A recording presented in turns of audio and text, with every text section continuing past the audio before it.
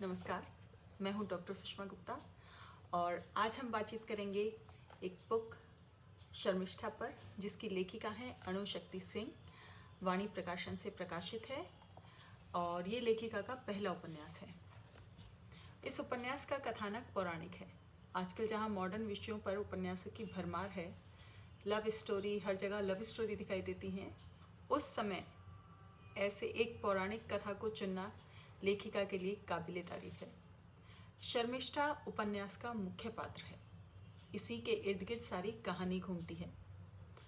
हम में से अधिकांश लोग हस्तिनापुर का इतिहास महाभारत देख के ही जाने होंगे, महाभारत सीरियल देखकर ही जाने होंगे और शायद भीष्म पितामह के पिताजी के पिता के से प्रारंभ जानते हैं। यहाँ पर लेखिका ने इनके भी पूर्वज महाराज ययाति और उनके पुत्र पुरुरवा की माता शर्मिष्ठा की कहानी बड़े ही मोहक अंदाज में प्रस्तुत की है। शर्मिष्ठा को महाराज ययाति की पत्नी कहने की अपेक्षा उसे पुरुरवा की माता इसलिए कहा गया क्योंकि महाराज ययाति ने बंद कमरे में शर्मिष्ठा से विवाह किया था।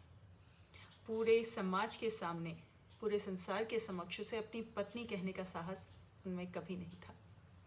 ये उपन्यास आप पढ़कर आप समझ पाएंगे कि स्त्रियों को आहत करने का गुण हस्तिनापुर के पूर्वजों से चला आ रहा है। आज की भाषा में कहा जाए तो ये उनके जीन्स में था। बहुत समय बाद कोई पौराणिक कथा पढ़ी, वह भी बहुत व्यवस्थित और रोचक तरीके से लिखी हुई, जो मुझे तो बहुत पसंद आई।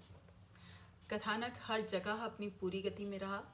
कहानी में जहाँ शर्मिष्ठा एक स्वाभिमानी, दृढ़ इच्छा शक्ति व सर्वगुण संपन्न स्त्री चरित्र था, वहीं उसकी बाल सखी असुर गुरु शुक्राचार्य की पुत्री देवयानी का चरित्र ईर्ष्यालु, अभिमानी और महत्वाकांक्षी रहा।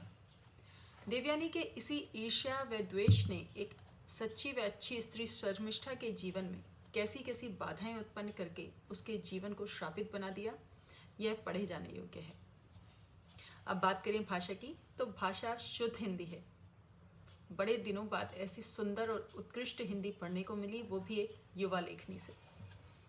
आजकल नई हिंदी पढ़ने वालों को यह कठिन लग सकती है, पर मेरा उनसे यही कहना है कि नई हिंदी पढ़कर अगर वो पढ़ना सीख जाएं, तो इस उपन्यास को जरूर पढ़ें। कहानी पौराणिक है, किंतु पात्रों की भरमार नहीं है। कहानी का हर पात्र अपना प्रयोजन लिए हुए है और कहानी में उतना ही उपस्थित है जितना कि उसका कार्य है। लेखिका का केंद्र शर्मिष्ठा ही रही और वहां से वह तनिक भी नहीं चूकी। इस उपन्यास को लिखने के लिए अवश्य ही लेखिका को कई ऐतिहासिक तथ्य खंगालने पड़े होंगे, उन्हें एक जगह इकट्ठा भी करना पड़ा होगा। इस कार्य में उनके समक्ष कहानी के कई सारे पात्रों भर कर आए होंगे। उनमें से केवल महत्वपूर्ण पात्रों को चुनकर उनके साथ सुगढ़ता से कहानी रचना एक सराहनीय कदम है। इतनी अच्छी कृति के लिए लेखिका अणुशक्ति जी को बहुत बहुत बधाई। Thank you.